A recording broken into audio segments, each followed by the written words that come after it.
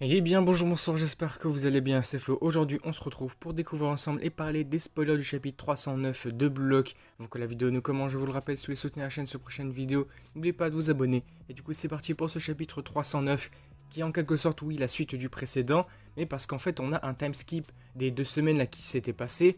Donc finalement qu'on n'a pas vu, hein. On doit avoir des entraînements un petit peu intenses, spécifiques pour chaque personnage, mais ça malheureusement on ne les verra pas, on va directement passer à la suite, donc à maintenant, parce que la Coupe du Monde U20 va bientôt arriver. Au cours de ce chapitre là on va voir Ego nous introduire tout ça, là ça va être hyper cool, j'ai vraiment beaucoup trop hâte. Je sais pas si on aura un petit time skip encore pour arriver tout de suite au début de la Coupe du Monde au chapitre suivant.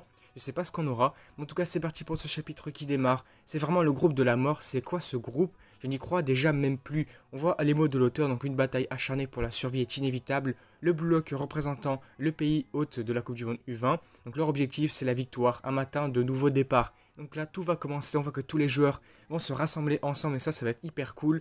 Là déjà on est du côté d'Isagi qui part de chez lui, il va dire quelques mots pour devenir le numéro 1 mondial. Je battrai n'importe quel type d'adversaire. Jusqu'à la Coupe du Monde, vers le bloc, le lieu de mes rêves, allez j'y vais. Du coup c'est parti, on voit que maintenant il reste plus que 30 jours avant le début de la Coupe du Monde, là ça va être cool. Et du coup c'est ce que je disais tout à l'heure, est-ce qu'on va voir les 30 jours ou est-ce qu'on aura un time skip directement pour passer tout de suite à la Coupe du Monde? Je sais pas si on va voir tout ce qui va se passer au cours de ces 30 jours, mais bon on verra ça peut-être plus tard au chapitre suivant, et peut-être un time skip juste après, je sais pas. Du coup on continue, on voit que Isagi sort de chez lui, il avance, il marche tranquillement, il va croiser Bachira qui va l'appeler. Et Isagi, ah mais attends une seconde, tu as l'air plus grand, non? Isagi va lui répondre, ah bon, mais une croissance en 2 semaines environ, tu penses que c'est possible? Moi je sais pas, c'est vrai que là par exemple même on va voir Rin d'un coup qui va arriver. Ah ça doit faire un moment que je ne me suis pas mesuré, j'ai grandi d'1 centimètre. Attends, c'est vrai que c'est particulier. Comment ça, Bachira dit à Isagi, attends, t'as l'air d'avoir grandi. Et la Rin va dire, moi j'ai grandi d'1 centimètre. Ouais, je sais pas vraiment. Mais ok, en tout cas, il y a peut-être des petites interactions comme ça, c'est peut-être sympa.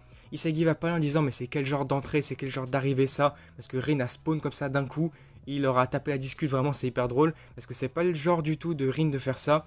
Bachira va dire, oh, tu veux des éloges ou quelque chose? Ah, mais pas du tout. Ouais, ouais, allez, allons-y déjà, mais toutes mes félicitations, Rin. Et du coup, là, c'est parti, voilà, on voit tout le monde arriver au bloc. Tous les joueurs se rassemblent. On a Shigiri, Kunigami, Reo, tout le monde qui arrive, Karazu, Yori, Aiku, Baro, Isagi qui est là. Il y a tout le monde qui est là, c'est un truc de fou. Là, c'est vraiment cool. Ego va maintenant arriver cette fois-ci pour nous introduire tout ça, nous introduire la Coupe du Monde qui va arriver prochainement. Donc allez, c'est parti. Donc bon travail pour les 14 jours de formation spéciale. Donc ça, malheureusement, on n'a pas pu les voir. Peut-être qu'on aura des flashbacks un peu plus tard. Je sais pas, pour nous représenter peut-être de nouvelles techniques que certains joueurs ont pu débloquer, un nouvel ego, je sais pas, des nouvelles compétences. Potentiellement que ça pourrait arriver à un moment clé. Par exemple, un moment où un joueur se retrouve face à un mur, face à une difficulté, on aura un flashback de ses entraînements qui va nous permettre de comprendre comment il va évoluer par la suite. Ça pourrait être pas mal, je pense. Donc on continue sur Ego. Alors vous n'êtes plus les mêmes qu'il y a 14 jours. Forcément, c'est sûr, hein, ils ont évolué. Chacun d'entre vous a obtenu une nouvelle arme. Les nouvelles combinaisons sont la bouée de sauvetage vers la victoire. Les choses comme les obligations ou l'histoire de comment vous êtes arrivé jusqu'ici. Une pensée de bas niveau, comme pour le bien du bloc, alors jetez tout ça. Pensez à autre chose. Je vous utiliserai tous pour réaliser mes rêves. Alors vous, c'est pareil, allez les gars, utilisez-moi aussi pour vos propres rêves. En ce moment, vous êtes ici avec les espoirs du football japonais, mais et alors, ne faites pas de ce moment le sommet de votre vie, ne devenez pas quelqu'un qui vit en s'accrochant uniquement aux souvenirs créés ici, allez au-delà de tous vos égos, allez allons-y, surpassez-vous. Et donc là c'est parti, on a les premières infos sur cette Coupe du Monde, donc votre premier match sera contre les rois de l'Afrique de l'année dernière, donc le Nigeria, et le deuxième match sera contre l'équipe de France numéro 1 mondial, le troisième match sera contre le berceau du football, l'Angleterre. Donc là c'est hyper cool, on voit les équipes que Blue Lock va affronter. Donc désormais nous allons commencer un entraînement spécial pour nous préparer à la victoire. Suivez-moi vous les jeunes diamants bruts. Là c'est hyper cool, tout va commencer, j'ai beaucoup trop hâte. Dans ces 30 jours jusqu'au tournoi, je vais vous transformer en une nouvelle équipe d'égoïstes renaissantes. Le camp d'entraînement final va commencer. Allez c'est parti donc pour la Coupe du Monde U20. Là par contre le chapitre va skip d'un coup, on va changer d'ambiance. On va revenir, et oui, encore une fois de plus, je sais plus ça fait combien de fois, on va repasser sur Nagi, qui est toujours dans sa salle d'arcade en train de jouer. On voit qu'il continue, mais cette fois-ci il va se poser encore des questions. Après ce qui s'est passé la dernière fois avec Buratsuta, est-ce que c'était le bon choix, n'est-ce pas? Je veux dire, est-ce qu'il n'y avait pas vraiment d'autres options? Et pourquoi ne devrais-je pas rejoindre les plans de Buratsuta? Il sait pas vraiment ce qu'il doit faire.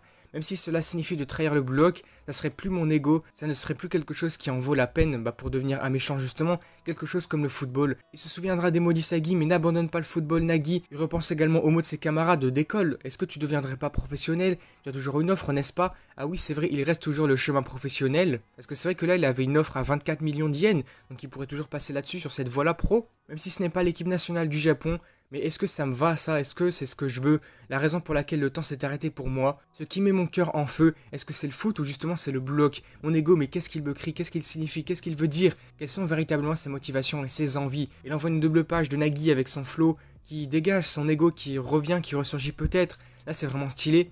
Et là par contre, j'ai vu ça avec les spoils quand c'est arrivé. J'espère que c'est pas vrai parce que non franchement je suis pas fan de ce qui va se passer, de ce qui pourrait se passer.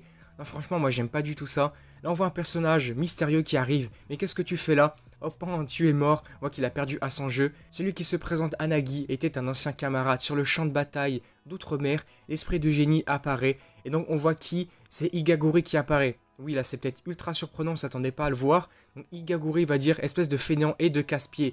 Donc le chapitre va s'arrêter là. On apprend qu'il n'y a pas de pause la semaine prochaine. Et le titre du prochain chapitre sera mieux d'abandonner. Alors est-ce que ça signifie ça serait mieux de faire telle ou telle chose plutôt que d'abandonner? Est-ce que Igaguri va venir influencer Nagui pour potentiellement soit accepter le choix de Buratsuta, soit de passer du côté pro? Je sais pas vraiment ce qui pourrait se passer.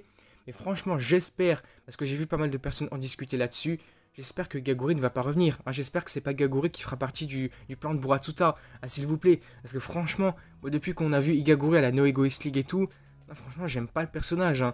Parce que le perso, je trouve qu'il est là, il fait pas grand-chose. Il est là, il fait que de simuler, il a pas d'arme proprement à lui. Je sais pas, il est pas si fort que ça, il sert à rien en fait. J'aime pas vraiment le perso. J'aime pas le développement que l'auteur lui a donné et tout. Et surtout le chemin qu'il a pu parcourir jusqu'à là, jusqu'à la fin de la No Egoist League, c'est un truc de fou.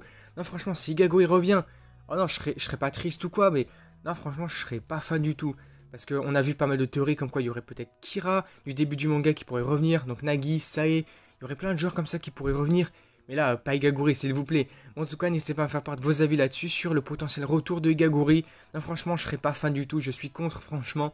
J'espère surtout que l'arrivée de Igaguri marquerait surtout le fait que Nagi pourrait choisir simplement une nouvelle option. Est-ce que Igaguri va l'influencer soit pour l'aiguiller du coup du côté soit pro, soit pour revenir du côté de Buratsuta, je sais pas du tout, j'espère que ça sera ça. N'hésitez pas à me faire part de vos avis là-dessus, sur la question, sur ce point de vue-là, dans les commentaires. En tout cas, le chapitre aura été assez cool. On aura vu pas mal de choses, le début potentiellement, encore les premières introductions encore, sur la Coupe du Monde U20, ça j'ai vraiment beaucoup trop hâte. Du coup, si cette vidéo vous a plu, n'hésitez pas à liker, à commenter, à partager comme d'habitude, et puis surtout n'oubliez pas de vous abonner à la chaîne évidemment, pour soutenir ces prochaines vidéos, donc la semaine prochaine, pour le chapitre 310 de Bloc, et du coup moi je vous dis à la prochaine.